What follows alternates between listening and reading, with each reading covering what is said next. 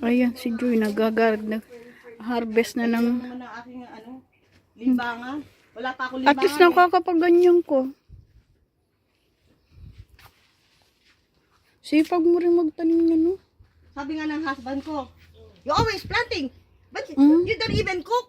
Sabi ko, I got too many relatives. Yeah.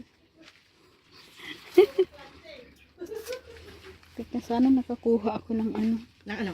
Yung pantali pala. Pantali na? Diyan sa gabi. Ano? Marami ko ng pantali. Ito si Joy, kanyang halamanan to. Oh, ang sipag niyang mag-garden. Wow, I can't believe it. Marami siyang tanim na gabi. Gusto ko rin mag-garden, kaya lang wala naman akong pag-gardenan. Buti pa si Joy, ang laki ng garden niya. Ha? Ay, ano pa yan, mga bagong tanim ko. Kasi, pinaglilipat ko kasi hindi ayaw mamula.